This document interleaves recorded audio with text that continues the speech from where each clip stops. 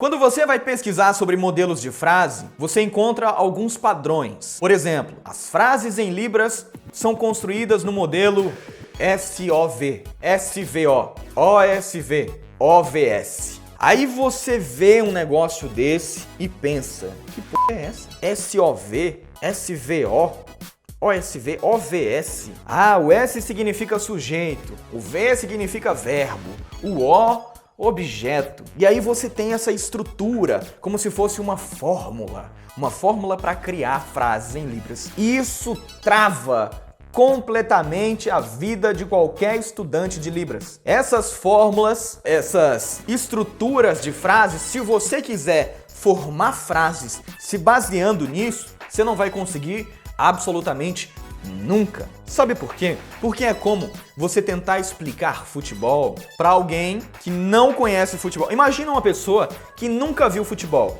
Morava, sei lá, em outro planeta, ela veio para cá e ela não faz ideia do que é futebol. Nunca viu um jogo. E aí você vai explicar para essa pessoa como que é o futebol. Aí você diz assim, ó, futebol tem uma bola revestida de couro. Nessa bola revestida de couro, ela é colocada num retângulo demarcado por linhas, e de um lado ficam 12 homens com um determinado uniforme e do outro lado ficam também 12 homens num uniforme diferente. E essa bola de couro, ela fica no centro para começar, e para marcar um ponto, para ganhar, esses 12 homens vão ter que disputar e passar essa bola de couro por debaixo de um retângulo de metal. Eles vão ter que passar essa bola por lá. Isso é futebol, não é?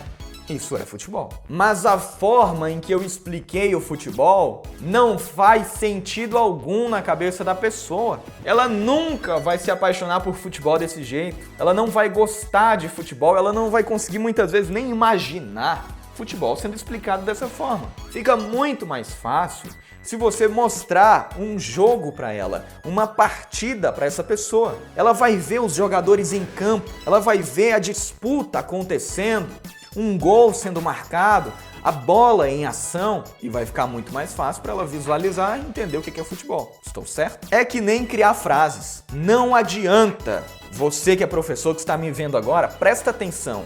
Eu não sei se você gosta de trabalhar à toa. Eu não sei se você gosta de apenas passar o seu tempo dentro da sala de aula enrolando ali. Eu não sei se você gosta disso. Eu, particularmente, não. Eu gosto que o meu tempo por hora aula seja extremamente positivo, extremamente produtivo. Que os meus alunos saiam daquela aula sabendo de um determinado assunto. É assim que eu gosto de trabalhar. Então não adianta você, meu querido colega professor de Libras, tentar colocar na cabeça dos alunos que o modelo de frase em Libras é SOV, SVO, OSV. Não adianta. Não adianta. Sabe por quê?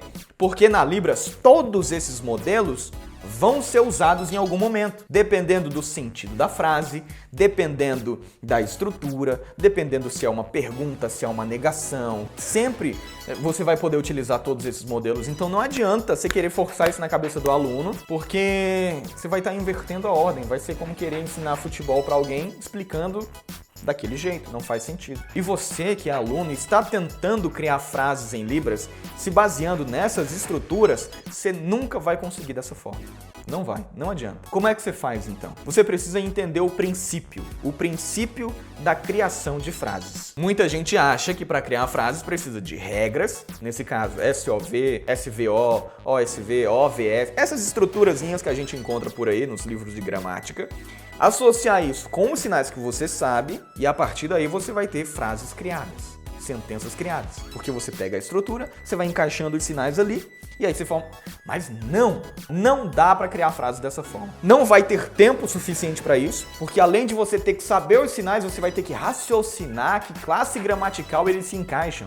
Se é um sujeito, se é um verbo, se é um objeto, e aí você vai ter que lembrar da estrutura e encaixar isso. Enquanto isso, o surdo já sinalizou ali uns 200 sinais à frente e você travou. É por isso que você trava. Você está tentando decorar estruturas de frases. Então não adianta. Qual que é o princípio, então, para criar frases em Libras? Padrões. Padrões, meus amigos. Quando você foi aprender o português, você passou muito tempo ouvindo as pessoas falando. E depois de muito tempo ouvindo as pessoas falando, você começou a entender o significado das palavras. E a partir daí, o sentido das frases. E depois disso, começou a repetir, a falar.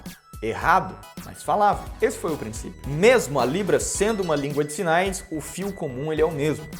Você tem que passar bastante tempo vendo conteúdos em Libras, para você ir se acostumando com essa estrutura padrão da Libras. E à medida que você vai enchendo a sua mente com vídeos em Libras, com conteúdos diretamente na estrutura da Libras, naturalmente você vai se adaptando à estrutura padrão de frases. Simples. Ponto.